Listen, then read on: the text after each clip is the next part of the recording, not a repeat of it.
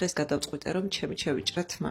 მოკლედ ბოლო დროს უკვე ძალიან მომბეზრდა ჩემი თმა, რომელიც უბრალოდ არის გრძელი, უფორმო, ერთმანეთში მებურდება, მეკვანძება და ძალიან მაღიზიანებს, მოკლედ რო გითხრათ. ხო დაახლოებით ვაპირებდი ბანაობას და გადავწყვიტე, რომ ჩემი შევიჭრა თმა.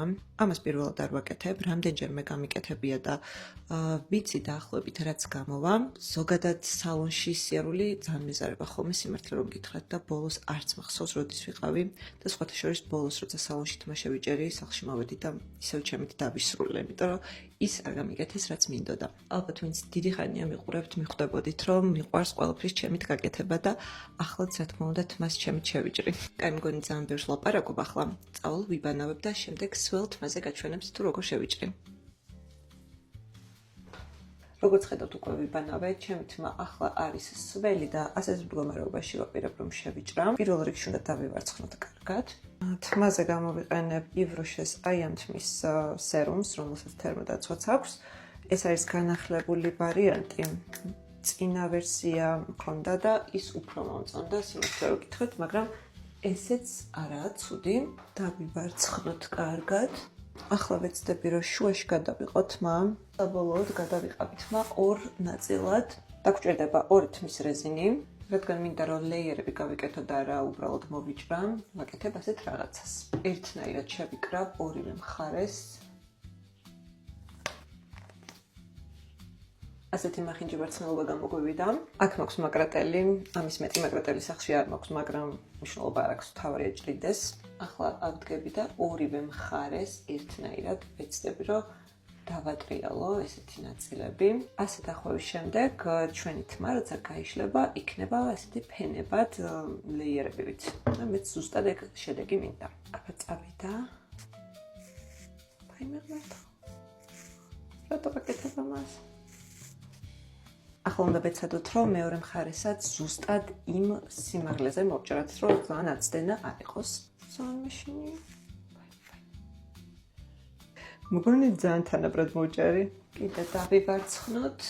აი, ოდნავ ხედავთ, რომ აქ დახრილად მოდის და ნორმალურია, უფრო მეტი ლეიერი მინდოდა, მაგრამ ესეც მისაღებია, მოდი ამას აღარ შევეხები, იყოს რაც არის.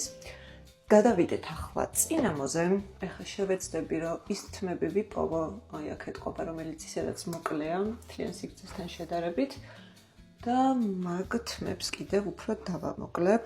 ასეთი რაღაც მაქვს და ვეცდები, რომ ასე გავყო.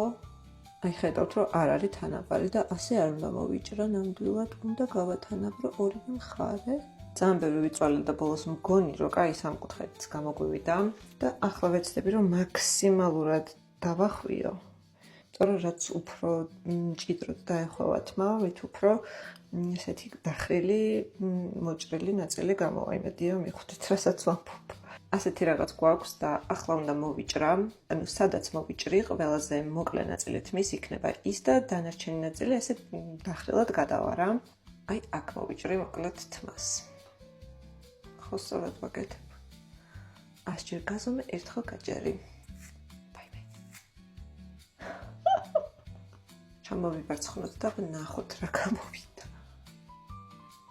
გონი კაია, ხო? ეს მე ხელითაც შეგვიძლია რომ შევასწოროთ. არ ვიცი მომწონს თუ არა. კაი, მოდი ახლა გავიშრობ, დავისთაილებ და ბოლოს შევხედოთ რა გამოვიდა.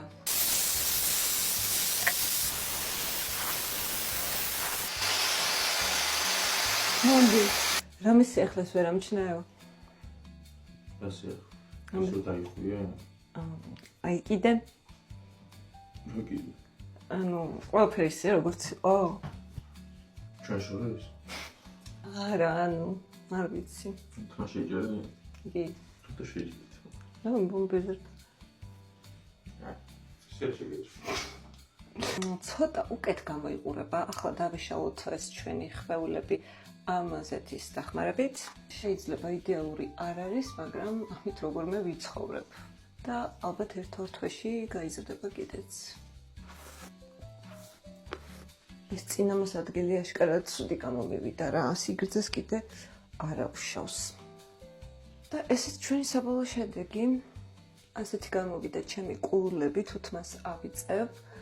სიგრძე მომწონს, ეს გრძელია. აი, ამის სიგრძე მომწონს. ცუდი ნამდვილად არ არის. დაახლოებით ეს სიგრძე მინდოდა. დამიწერეთ, რას ფიქრობთ ამ მარცხნილობაზე და როგორ მოგეწონათ საბოლოო შედეგი და ასევე მაინტერესებს თქვენც თუ ცდიდით თქვენი ხელით თმის შეჭრას.